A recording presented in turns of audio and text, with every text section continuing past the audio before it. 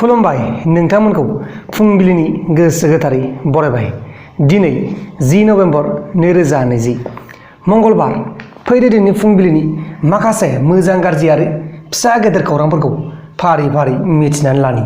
लोगोफोर, बे खौराङा मैयानिसोमोन, नाथाय मैयाहाय आङो भिडिअ होनो सोलाबासै, दा बेनिखायनो बे भिडिअखौ दिनैसो होनाय जाबाय। गिबि खौराङा जाबाय रिपाब्लिक टिभिनि अर्नब गस्वामीखौ अनफे नायकनि सुइसाइड केसआव एरेस्ट खालामनानै तालुजा जेलाव पुलिस कास्टडियाव मबाइल फन बाहायनाय नुदोंमोन। दा बेनि थाखायनो बे अर्नब गस्वामीखौ गुबुन मोनसे जेलाव बा अलिबाग जेलाव दैथायहरनाय जाबाय। लोगोसे बिटिसिनि बारग' चिफ मिनिस्टार बिथां हाग्रामा महिलारिया बिजेपिआ आदिबासि आरो कच राजबंशिफोरनो एसटि होनो रादाय होना थगायबाय होननानै बुंदों। सेन्ट्रेल गभर्नमेन्ट आरो स्टेट गभर्नमेन्टआ बिटिसि गभर्नमेन्टनो डेभेलपमेन्टनि मुङाव 1000 कोटी रां हरगोन होननाया 600 कोटी रांल' हरदों होननानै बिथाङा बुंबावदों। गुबुन फारसेथिं त्रिपुरानि बिएसएफआव सार्भिस मावनाय सुदीप सरकारा जम्मु एन्ड काश्मीराव सुनिबारखालिनि मोनायाव एन्टि टेरर अपारेशन खालामनाय समाव मुंख्लं जानांगौ जाबाय, माने थैनांगौ जाबाय बिथाङा उदखारिफोरजों गावथारजानानै। अब्ला दानिया फैदो गुबुन खौराङाव।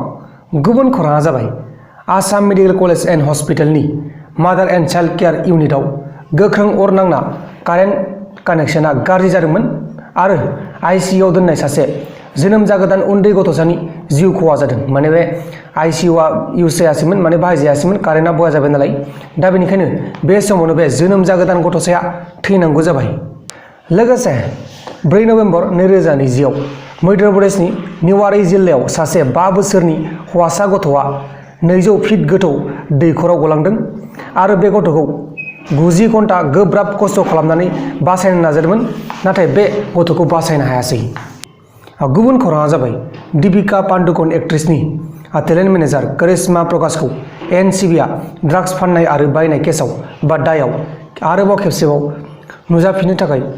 नुजाथिनो थाखाय बिथोन होदों। अब्ला दानिया फैलायदो गुबुन खौराङाव। गुबुन खौराङा जाबाय जम्मु एन्ड काश्मीरनि कुपवारा जिल्लानि किरेन सेक्टरनि एलअसिआव अपारेशन सोलिबाय थानाय समाव रबिबाराव 2 आर्मि आरो सासे बिएसएफनि जिउ खहा जादों बा मुंख्लं जादों। बिथांमोना अपारेशन खालामबाय दंमोन, बे समावनो उदखारिफोरजों गावथारजानांगौ जाबाय।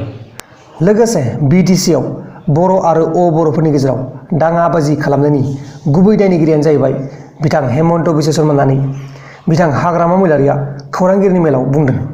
लोगोफोर, दिनैनि फुंबिलिनि रादाबफोरा बेखिनिल'मोन। जुदि नोंथांमोना आंनि बे भिडिअखौ मोजां मोनदों अब्ला भिडिअखौ शेयार खालाम, नोंथांनि लोगोनो वाट्सएपआवनो जा फेसबुकआवनो जा जेखिबो जेरावबो शेयार खालामबानो जाबाय।